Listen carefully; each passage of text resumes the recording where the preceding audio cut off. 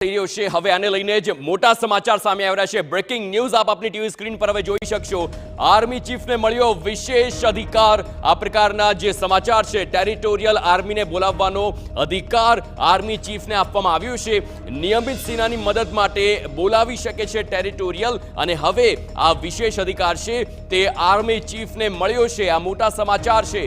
Army ચીફને આખી પરિસ્થિતિને ધ્યાનમાં રાખીને આ અધિકાર આપવામાં આવ્યો। ટેરિટોરિયલ આર્મીને બોલાવવાનો અધિકાર છે તે હવે આર્મી ચીફને મળ્યો છે। નિયમિત સેનાની મદદ માટે હવે ટેરિટોરિયલ આર્મીને પણ આર્મી ચીફ બોલાવી શકે છે। આ પ્રકારનો જે અધિકાર છે તે અધિકાર આર્મી ચીફને હાલની પરિસ્થિતિને ધ્યાનમાં રાખીને આપવામાં આવ્યો છે। એટલે કે દેશના કોઈ પણ ખૂણામાં જ્યારે ઇમરજન્સીની સિચ્યુએશન આવે, જો કોઈ પણ હુમલો થાય તો ટેરિટોરિયલ આર્મીની પણ મદદ લેવામાં આવશે, અને તેને લઈને જ આર્મી ચીફને આ વિશેષ અધિકાર અત્યારે આપવામાં આવ્યો છે। અને જો આ પ્રકારે હુમલા થાય છે તો ટેરિટોરિયલ આર્મી પણ ઇન્ડિયન આર્મીની સાથે મળીને બચાવ કામગીરીને તેની સાથે જે જવાબ આપવાની કાર્યવાહી છે તે પણ કરી શકે, અને તેના આદેશ છે જે આર્મી ચીફ સીધા જ આપી શકે। આ પ્રકારના વિશેષ અધિકાર છે તે આર્મી ચીફને આપવામાં આવ્યા છે।